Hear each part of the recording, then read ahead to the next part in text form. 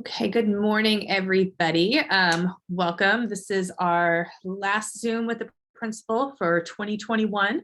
And just a reminder that when we come back in the new year for next semester, we're moving these to Wednesday mornings. That's because I have conflicts throughout the semester on Thursdays, and I didn't want to have to shuffle and find somebody to fill in for me. So it just seemed easier to move it to Wednesdays. Still 9 a.m., but it'll be on Wednesday morning. So our first one will be on January 5th. But today what we're going to talk about is goal setting, both for ourselves and helping our teenagers set some goals. This is a nice time of year. I don't like to make resolutions because I never keep them. But so I like to frame it with what's my goal going to be for this year? And, having a goal to strive for, and then helping our kids do that also, because making realistic goals. So that is our theme for today. So Yvonne, what advice do you have for us today? Yes, this was a tough one for me. I think this week has been so kind of hectic that I haven't even wanted to think forward. I'm just going to get through this week and then I'm going to start thinking about the new year. But one of the things I wanted to start with is just a reflection of this past, was it 4 months since school started, 5 months?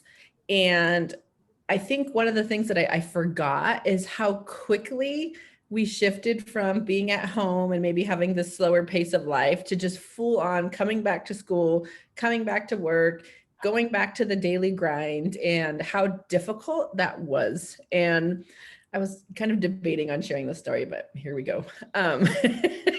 So since we got back to work, I've felt like, I'll be honest, I haven't really cooked dinner. I used to cook dinner all the time for my kids. Since I got back from vacation, the couple days before school started, I have probably cooked dinner 5 times. And I'm not proud of it. It's something that I've always done. We would sit down at the table, we eat, it's kind of just our thing. And I have been so burned out that I haven't been able to do it. So I've been kind of going against 2 of what my goals were, which was, 1 was doing better with money, and 2 was eating healthier. So not only does DoorDash go against eating healthier sometimes, it also goes against spending money. So I had sent my college son a meal on DoorDash, and so I gave them his phone number. Well, for this whole week, DoorDash has been notifying him when I order DoorDash. So Sunday, Monday, Tuesday, Wednesday. And to my defense, I've ordered some salads. I just have not cooked. And so my son calls me and he's like, "Mom, are you okay?" And I was like, "Yeah, why? What's going on?" He's like, "This is the 5th day in the row that DoorDash let me know that they're on their way to your house." And I was like, "Okay." And he's like, "I don't know. I just kind of wanted to check in and see if you were okay. Cause that's not really when I lived there, that's not how it happened. And, I just wanted to," and my son never checks in on me. So I was like, oh my gosh, I'm the worst mom. Right. And so the DoorDash comes, and my 2 younger ones that are living with me, they're like, "Mom, do you think you're going to maybe cook again sometime? Because we've had Chipotle 12 times this month." And I was just like, oh my gosh, I had all this mom guilt of I'm doing the best I can. I've been coming home. I've been taking that. I can't. So I was kind of emotional. I'm like, "I'm so sorry, you guys." And I think I kind of made them feel bad. I'm like, "You just don't appreciate what I do. And I'm so busy." And it was just this whole thing. And I'm like, I need to just pause. I need to accept the fact of going back to the radical acceptance. I need to accept the fact that it has been a tough transition to come back to life full time. Even though I have 1 less kid because one's in college, it has been really tough to just bounce back. My stamina is lower. Obviously I'm not eating well, and so I just, as I'm thinking of reflecting on what I'm hoping for in 2022, that was kind of one of the things that stood out for me. It's okay, I need to acknowledge that maybe I have to give myself a little grace for these past months, right? Or this past year, or whatever that was. And so I think in moving forward in our goals, I think it's important to reflect on the struggles that we've had, not focus on them, but kind of just reflect on them and give ourselves grace and permission to not be perfect. So I don't know, Jenny, if you've had any, like, just reflecting on the past months, like in moving forward, is there anything for you that's like been a challenge? I'm right there with you. Making dinner is not something that I've been doing a lot of. I mean, and I'm lucky my husband will, help out and do it. One day I talked my daughter into making dinner, and that was the best day ever.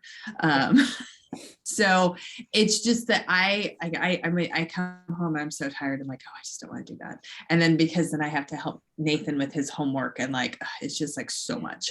Like I want somebody to just bring me food. So definitely I'm with you on that. And I see Vincent, work-life balance, eating healthy, staying active, more outdoor activities. I totally agree. Like, just, I look at, and like there's some areas that I've been doing okay with, I exercise every day. This week I've not been getting enough sleep, but normally I've been getting adequate sleep. But I think that eating healthy and like having like that, that just has not been a big priority. And I think focusing now on like, what are my kids' goals, all those things. And so we'll talk a little bit about like our own stuff, how it ties into our kids' stuff, because back to like modeling, what we model for our kids is what they learn and what they do. Like I just had this nightmare of like my grandchildren that don't even exist yet eating DoorDash every night. And I'm like, oh gosh, like, this is what I'm like teaching my kids. So I'm like, okay, I'm going to pause. I'm going to give myself some grace.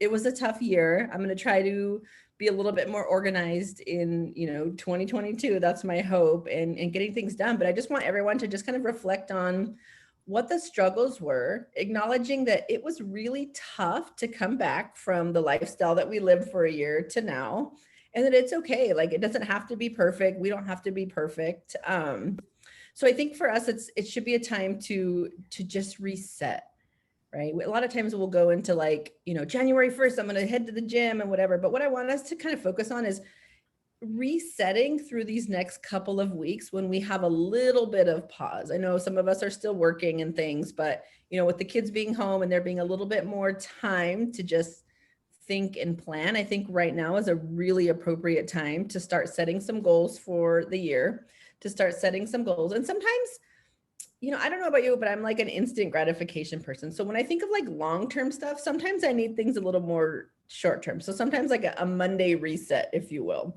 So I'm going to think of these next couple of weeks as like a 2-week Christmas break reset. And I just this morning I was thinking myself, so I'm so busy right now that like getting ready for Christmas and all this stuff and appointments early next week and things that are happening, that I'm like, all right, I actually don't have anything planned for Saturday, and I'm going to keep it that way. And I'm not going to leave the house, and I'm not going to go Christmas shopping, and I'm just going to give myself that day, because I need that day to reset and just.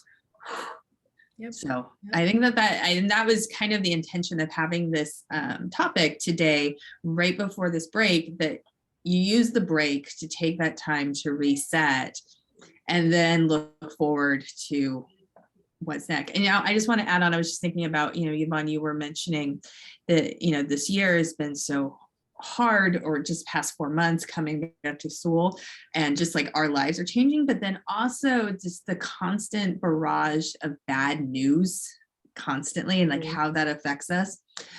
I don't know how many of you are on Twitter. I am. That's actually my main source of news. But yesterday I was on Twitter, and there was this tweet where somebody was retweeting something, but it was something about, I assume it was hockey teams. I don't actually know hockey very well, but is there a hockey team called the Hurricanes? I think there is. Yeah. I think so. And it was like, there's 5 like known like COVID cases with the Hurricanes. And like this guy retweeted it, like, and like it was talking about hockey, but this guy was like, I totally thought it was referring to weather, and that weather was getting COVID. And I was like, yeah, like, sure. Like, what else could go wrong? And I was like, yeah, like, that's just kind of the news. Like, there's one more bad thing. And you're just like, yeah, it's just all bad. That could be part of a reset, like a news fast. Like I do that once in a while. Something happened the other, I can't remember what it was. I think it was the new like COVID variant. I'd never heard that word. What is it? Omicron or Omicron. I See, didn't even know what that was. you And I thought obviously it were was like not in a sorority in college the way I was, and I had to memorize the Greek alphabet. oh, I thought it was like a tech company. Like honestly, I didn't know because I had given myself like a week and a half of like no news. I'm just gonna read what's in the chat. So one of the things that I want to kind of focus on is like when we think about goals, we think of all these individual goals, right? It would be like, I'm going to lose weight and save money and do all these things. But I don't know if anybody's ever created like a vision board. So where you kind of like pin on your board, like kind of like a Pinterest kind of thing, but like all the things that you want your life to look like, right? Like my board would be like, there'd be travel and time with the family and all these things. And so one of the things that can be helpful with goal setting is figuring out and tuning into what your why is. Like, why, what is your purpose? What are your overall like desires for yourself and your family? And how can you tie those things into your goals, right? Success starts with knowing what you truly want and dedicating time to understand that. And so a lot of times, some of my resolutions, if you will, are kind of dictated by what other people think, right? Like I'm supposed to have this like nice house and, you know, cook dinner every night and these things. But what are the things that are most important to me and my family? And how do I connect my goals to those, right? Like for me, I want my family to be healthy, happy, you know, relaxed, all these things. So what goals could I have to help my family move in that direction? Obviously, one of them is going to be cooking, right? I want my family to be healthy. And so that time when I think of that big picture of like, I want my family to have all these things, I want myself to have all these things. What are the goals that I have to put in place to make that happen, right? So if you value like freedom and independence, you're going to want to, you know, make sure that you have things on your calendar to do that are fun. If you value like your health and fitness, you're going to want to make sure that you have, you know, a healthy eating plan and, you know, daily exercise or whatever that is. So I want you just to kind of think about like when you think of the big picture for yourself and your family, what are kind of like the vibes or the vision that you have for your people and for yourself, right? And again, mine is like, I really have a focus on wanting my family to feel relaxed and safe and healthy at home. That's like a big thing for me. So it's like, you know, does that mean, maybe that means that, you know, we don't host a lot of parties at our house this year because that's like a stressful thing. And like, you know, my husband and I always get in a fight when I throw a party. And so knowing that maybe that's something that's not a priority for me this year, but maybe having quiet weekends at home where I'm not rushing around and running errands and things like that. So just kind of think about what is it for you and your family that you most value and how can you make that happen for the new year. How about you, Jenny? What is your like value? What is your hope and your like vibe and your vision for yourself and your family this year? Um, yeah, I mean, just, you know, happy, healthy, um, you know, I think that all of us, I mean, I keep going back to like what you, I don't know if I would have thought about this until you brought it up with the food and just unhealthy eating. I feel like as a family, like that's really like we haven't been great about that. And like really definitely we've gotten away from like eating together. Like it seems like the four of us just kind of eat in our corners and like we're not like having family meals and like, you know, and that I think goes into communicating more as a family because like you have dinner together, that's a time for you to talk as a family. Yeah. And So that's like one goal that like benefits a bunch of different areas, right? Like family connection, healthy habits, structure, like those kind of things. I'd be curious to hear, is there anybody here that does cook dinner all the time? Like, is that a thing for people? I just felt like, for some reason, I felt like, am I the only mom not cooking right now? Am I the only person that hasn't been able to do that? Let's see, what does Virginia have to say?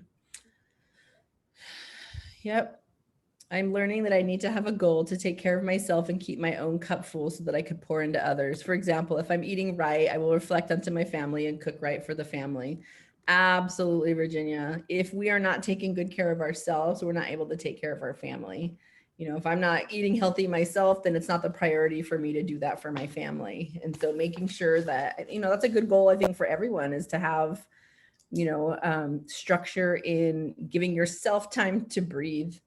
I say this all the time, but I do take at least 30 minutes every day to just do something by myself, for myself. It could be anything from talking on the phone to somebody that I find like really positive, to getting my nails done, or just shutting myself in the room where nobody can bother me, or whatever those 30 minutes are for me. I value that time, because for me, I feel like that's what fills up my cup. And if I don't have that, I literally have nothing to give. I have nothing to give my kids. And so making sure that our goals are realistic and attainable, right? Like, I don't want to say like, I am going to cook a 5-course healthy dinner every single night or 6 days a week. I know for me, that's not going to happen. So what's something reasonable that I know I have the ability to attain? Because I don't want to just keep failing these like really, outlandish goals. So for me, I think it would be safe to say, like, if I cook 3 times a week, I think for myself right now, that would be a really good goal. Like, that's attainable. It's something that I can do. And I'd like to like incorporate my family helping me, right? The boys should be able to at least come up with ideas that I can make, or things like that. So what is it in your life that you want, and how do you incorporate your goals for that? The second part is, and we kind of talked about this in reflection, it's like looking back to be able to move forward, looking back over this past year to find the spaces in your life that maybe weren't as smooth as you had wanted them to be, and then using that to move forward, right? Mealtime has not been smooth for us. Weekends have been a little chaotic for us. Once we were able to like go back into the world, we kind of like decided to make plans like all the time. And so for me, that's not really conducive to like being relaxed. So, just looking back at the things that didn't work for me, it didn't work for me to overbook myself. It didn't work for me to expect perfection coming back to a full-time job after working from home. The next part is about the journey, not the destination. All these things, like I always think, and I keep going back to cooking because that seems to be like my nightmare right now, but like the journey, not the destination. So like, how can I incorporate things that are like meaningful to me as I go through that journey? Could it be that, every night one of my sons helps me and we spend that time in the kitchen connecting with each other and talking? It could be something like that. And that might make the goal a little bit more manageable, because it's fun and it's, helping me connect to my kiddo. So what is it for all of you, that where you can just enjoy the journey? Like, you think of a task, if maybe your resolution is to like be better with money, right? For me, that would be a hard one, because it's like, how do we make that enjoyable as we're trying to manage our money better? Like, how could we make that something, I don't even want to say fun, but something doable and meaningful through that process? Yeah, I look back and I think back, like last year, and what a goal of mine was for 2021. And one was definitely to exercise every day and like have that be part of my life, and like get up early and do that. And one thing that's really helpful, 2 things. First off, thank you, Yvonne, for converting me to Peloton, because I found a modality that I really enjoy, and that is very helpful. But also what I've discovered, and you talked about like the you time and taking care of yourself, because I do get up early to do this. I'm the only one awake, and it's my time. The house is quiet and there's nobody to talk to me. And it's really just my time to be in my head and like, just like not have to worry about anybody else. And I cherish that time so much. And it is really, it's what's helped me keep doing it, even when I don't really feel like it, because I want that time. And Yeah. so so I think that that's, when you're talking about like how to make a goal and keep a goal, like doing it in a way that like you're giving yourself something that like you really want at the same time. Yeah. Because when you put it out there, like, okay, I'm going to ride the bike 365 times, that sounds horrible. But when you think about it, of like, I'm going to work with fun instructors, I'm going to have quiet time by myself, I'm going to feel better, I'm going to set some goals with my friends, or whatever it is, it's like, yeah, it makes it much more enjoyable and attainable. So like, whatever that task is for you that maybe has been a struggle, or maybe a resolution that you haven't been able to keep, how can you make it enjoyable enough that you're actually enjoying the journey and not just the goal itself, not just the end goal, right? And so just thinking about that, like, it wouldn't be horrible to take my son with me to the grocery store to pick out fresh ingredients and spend time with him. And I don't think he would hate that either. It wouldn't be horrible to have him, have them come up with ideas and help me through that process. Finding people that you enjoy to go for a walk with, right, is definitely sounds more appealing than I'm going to get out and I'm going to walk 45 minutes around the neighborhood every single day. Like that sounds a little more torturous.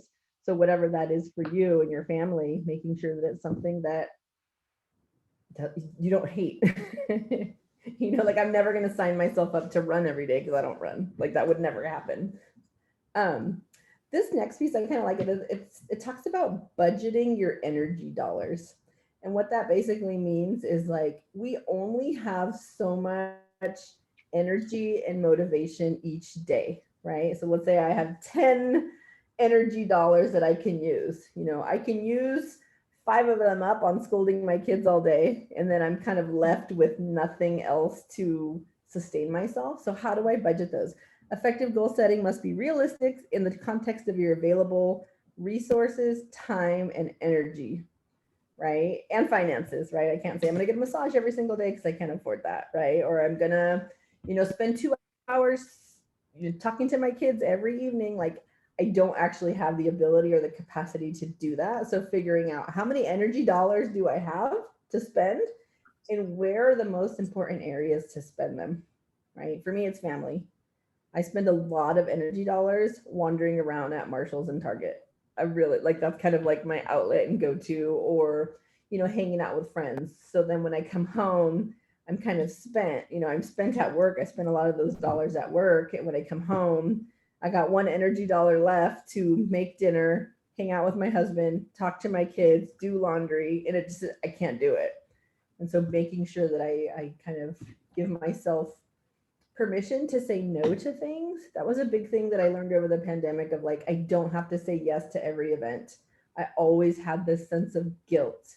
But just knowing that my energy is limited, my time is limited, where do I want to spend that?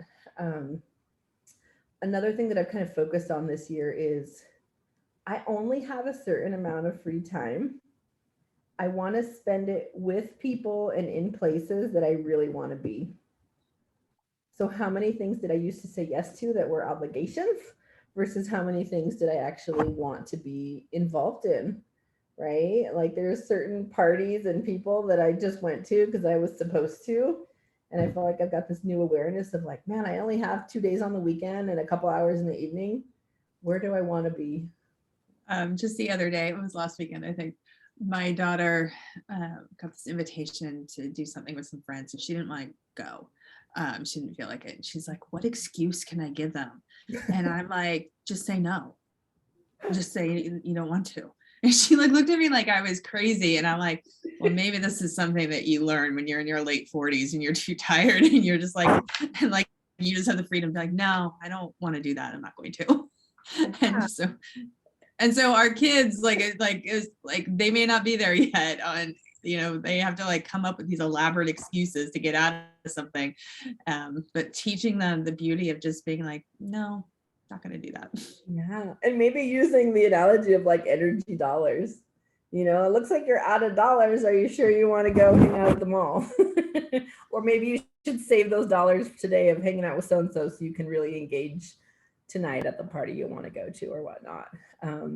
So I think I'm going to have to focus on like, how many dollars do I actually have? And how many have I been spending? I feel like I'm in energy debt right now. So yeah, I like that concept. So figuring out what your priorities are and where to spend your time and energy, and showing your kids the same thing, and like that, teaching them that it's okay to say no. My husband is really good at saying no. I always feel like if I say no to somebody, I have to have an excuse.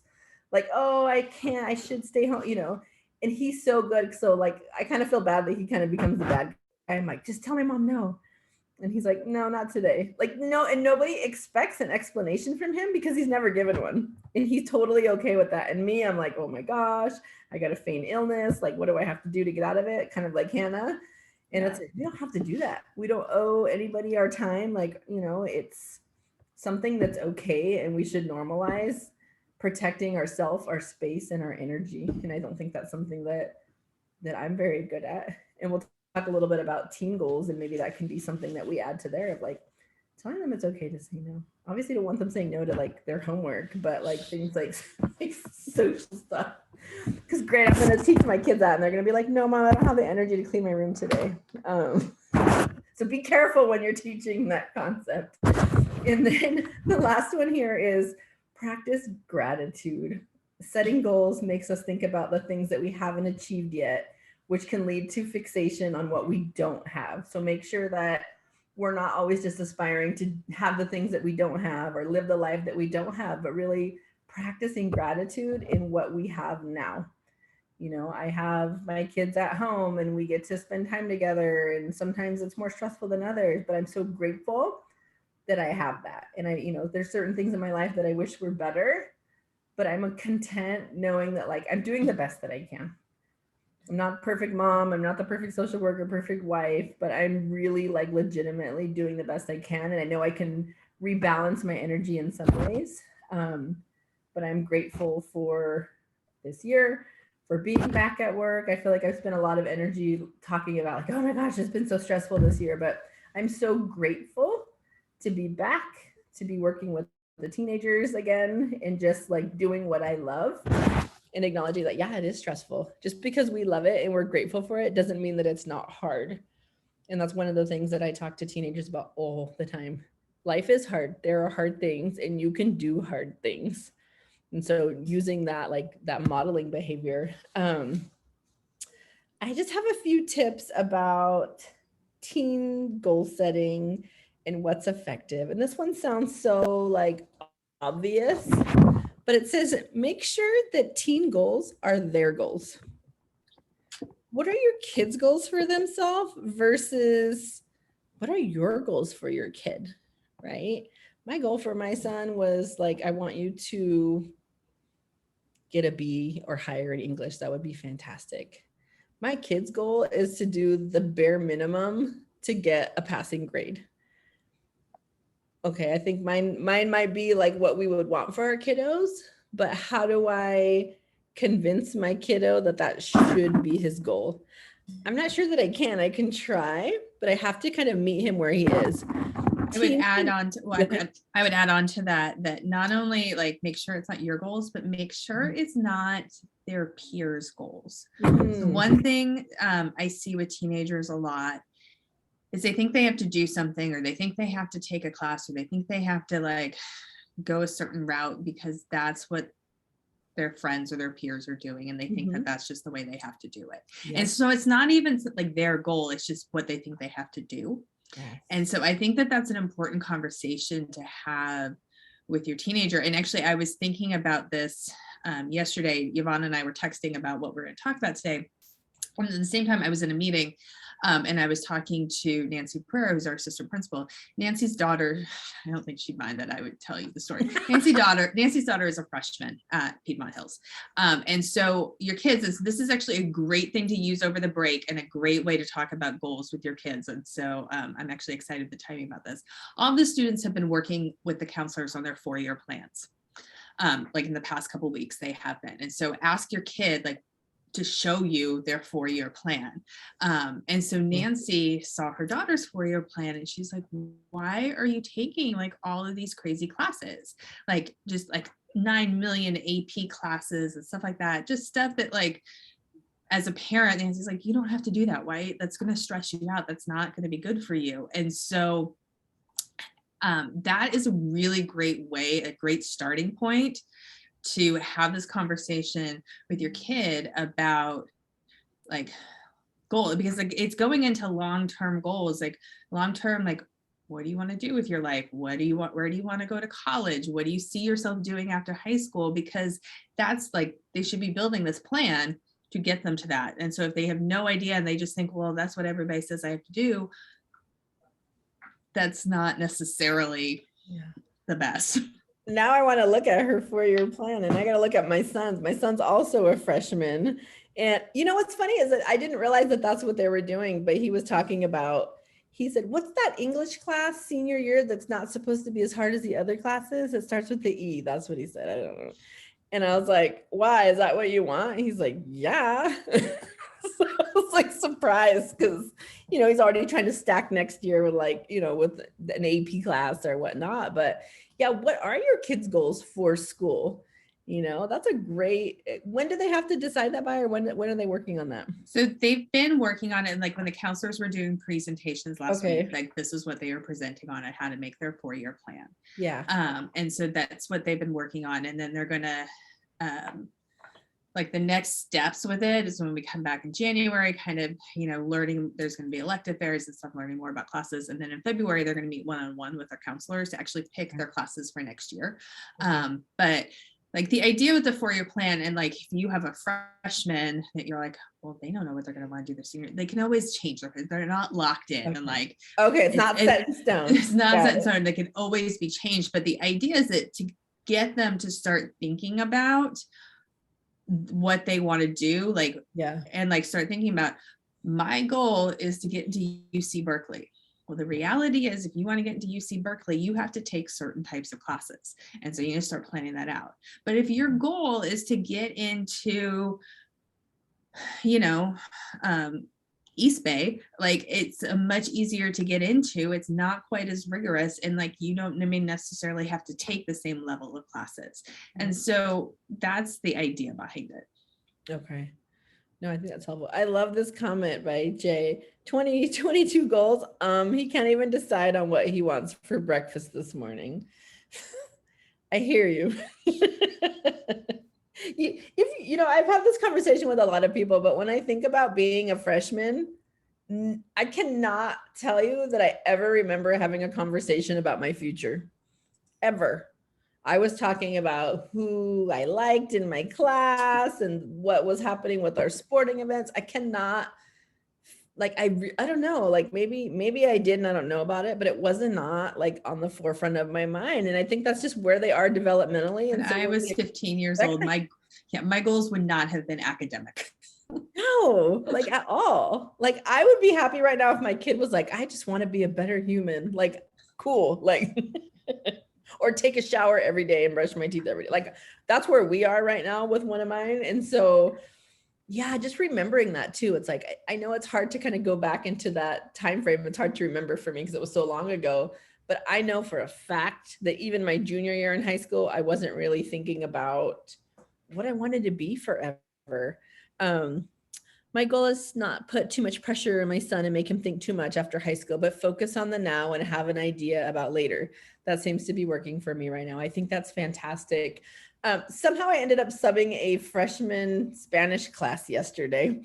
And what was so funny is we just kind of were like talking about life. And, you know, I was telling them about how stressful it must be to be a freshman and have people ask you what you want to be when you grow up. Nobody really asked me that. Wasn't when I was in 9th grade. Like it wasn't really a thing. And so we were talking about like our goals for the future and what we want to be. And there was like this like whole class, like, yes, why do people ask us that? Why am I supposed to know? Why can't I just have fun? And, you know, and it was like, oh my gosh, that's the teenage brain right there. That's where they are developmentally. They're in the now, they're in the what's fun, they're in the what's good. And no matter how much I nag my kiddo, it can't change what phase of development he's in. That's just where they are. And some of them might already have an idea of what they want to do.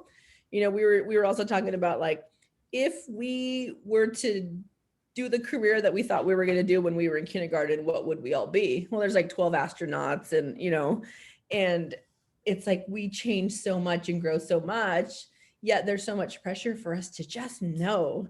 And it's like, we don't just know that. So it was kind of fun, just kind of interacting with them and saying like, oh yeah, you're 14. Like this is where you are right now. The next one with teen goals is partner with them and support their interests. And we've talked about this a lot, Jenny, like our kids play video games and we have to pretend like we're interested. Whatever it is, make sure that we're there, we're partnering with them. And it doesn't always have to turn into, how are you going to make a living out of this? Because they might not, and chances are they won't. But right now, this is what they're into. And it's more about establishing the relationship of trust that you can talk to me no matter what it's about. And when these things get more important or bigger issues, we've already established that rapport between ourselves. And I think that's the goal. So just partnering them with what they love and just being a good listener. Introduce goal setting as a tool to support their dreams. It's better not to force teens to do goal setting and introduce it in a way of saying like shoulds and musts. Make sure when we're talking about goals, it's not like you should do this, you have to do this. If you don't get it, I say it to my kids all the time, if you don't get a degree, life is going to be hard. And that is true. But is that helpful right now? I don't think that my son is processing in that way. So just making sure that when we're setting goals, we're not just putting our expectations on them, going back to like, make sure it's their goal. Know when, I guess this kind of ties into this, know when conversations about goal setting is appropriate. If a teen is complaining about a task, like having to complete homework, probably not the time to initiate a conversation about setting goals for that class, right? It's more effective to skillfully listen and address that concern. So making sure that we're having conversations at the right time. Your kid's frustrated, they just failed their final, probably not the time to start talking about how they're going to do better next semester. So don't go tonight and ask them to see their 4-year plan when they still have finals tomorrow. Wait until next week. Give them a couple days, decompress from finals week. That's super important. And then ask them. You guys, parents should ask them. You absolutely should ask them to see their 4-year plan, to see like what they're like, what path they are planning for themselves and what they think they want to do with high school and like what classes they're thinking about. That's because honestly, if you like see your kids signing up for 4 AP classes and you're like, whoa, you can barely get your homework done now, it's time to have real talk about maybe we should all put that on our calendar for like next Wednesday. Not for tonight. Give them the weekend to breathe. They're stressed. People were asking me like, is it chaos at work? Are they all stressed out this week? And I said, no, it's typically the week before finals. The week of finals, they've all kind of like succumbed to their realities, whatever that reality is. So they're just like little zombies walking down the hallway right now, just like reflecting on what's happened. So probably not the best time to talk about what they could do better. Just let them process through this weekend. Help your teens if they ask, and it's the appropriate time, to make sure that their goals are specific and measurable. I can say, I'm going to work out. That is a goal. But if it's specific, like I'm going to get on my treadmill, and measurable 3 times a week, it's a lot easier to measure my progress and find things, more attainable, right? I'm not going to just be like, I'm going to work out, because then chances are I'm not. So having it be specific and measurable when they're talking about goals, make sure that they have very specific goals and not just too general, because the general ones are kind of easy to forget. And this again talks about explaining it's about the journey, not the destination. I really want teens to have a positive experience here. I do want them to graduate and go on to great colleges, but I want them to remember being at Piedmont as something positive.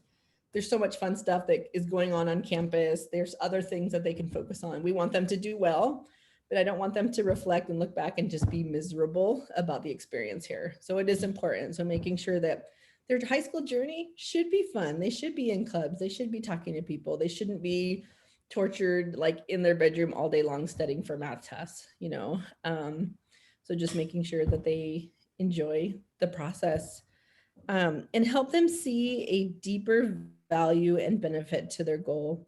And again, going back to like that vision board, what is it that they want for their life? What is it that we want for our lives? And how do we set a goal that's representative of that big dream or that big vision? So it says goals are more likely to be achieved if one considers the why and the purpose behind that, right? I want to cook more because it gives me time with my family. I feel more settled at home, and because it's healthier for us. Those are reasons why I want to do that, So that is what I have. I don't know if anybody has any questions or thoughts, but, really just reflecting on the past. Virginia says, I think this generation in high school is so focused on tech and media, not wanting to be a teacher or doctor. When my son would tell me he wants to be a YouTuber because they make a lot of money, I asked them about a YouTuber that was famous a year ago and where they are now. Did it work out? Did it keep them rich? Usually not. Yeah, these kind of jobs are for those very few that have been had some sustainability. That's awesome, but no, but maybe that's where he is right now and it'll change. And I think some of that stuff just kind of naturally they'll learn, but just meeting him where he is. Yeah, I remember my daughter, when she was like 14, 15, whatever TV show she was currently watching is what she wanted to be. So she went through this phase where she was like super into the Gilmore Girls. And so she wanted, because Rory wanted to be a reporter. So she wanted to be a reporter. And then she started watching like Criminal Minds and she wanted to be like a police officer. I mean, she like would just change and change and change. And now, she has been working at elementary school and she wants to be a special ed teacher. And like what she actually had to do was like actually start doing something and saying, yeah, I really like this. And so it's okay that they don't know what they want to do. And so when I'm telling and I'm advising parents, like, ask your kid about their 4-year plan, I'm wanting you to do that to actually just make sure that they aren't, it's really going on to that peer pressure and that academic peer pressure, which I don't think we've talked about this year, but we will, that'll be one of the topics that we do. They very much, oh, I've got to take this AP class because I'm like that's what everybody has to take. You have to take that. And if it's not right for your kid, like as a parent, we need to really step in. I had a conversation with a group of teachers yesterday and they were like, oh, the parents pressure kids into taking these classes and they're not right for it. And I was defending the parents and like, it's not the parents. It's they're looking at their peers and thinking, oh, that's what I have to do. Where I think we need to all improve as parents is stepping up and being like, no, that's not right for you. Like, you don't need to take that really high level class. That's not the right fit for you. And doing it obviously in a supportive way, but, like, and helping like, hey, how about this class instead? And like really being involved in that process, because we do ask kids to pick their classes and like say what they're going to take in high school. And that is kind of a lot of pressure for a teenager to like when they don't know what they want to do. And so they need us as parents to help them out with that. Yep. So that was my little soapbox that I want to end I on. love it. No, it's true. And it's, like I said, I think we all have done the best we can coming back. I think everybody can have a goal for the year and just really making it about what is your big picture? What is your why? Why do this? What's beneficial for my family? And then making it happen that way. It definitely feels more attainable and manageable when there's a big goal behind it, rather than just like, I have to do this because I'm supposed to. It's like, that doesn't really work. That was a nice lead in to talk about when we come back from break in January, on January 5th, which again, remember, it's going to be on Wednesday. Our topic is going to be finding our spark. That is always the topic we do the first week in January, because it's really like this new, like start of a new year and just like finding our why. Like that's what it's about, finding our why and like what's something that's really important to us as adults, because we may be middle-aged and like not actually found it yet, and that's okay. But then helping our kids find theirs too. Yeah. So, all right, well, I'm going to let all of you guys go. Thank you so much for talking about this with us. Thank you so much for coming every week and doing this with us. We talk about gratitudes. I am grateful to all of you that you let Yvonne and I talk about parenting every week. It's fun for us. So thank you so much. Have a wonderful holiday season. I hope everybody gets plenty of rest and sleep and you don't have a stressful week next week getting ready for Christmas. Just take care of yourself. And happy holidays, everyone. Thank you. Bye.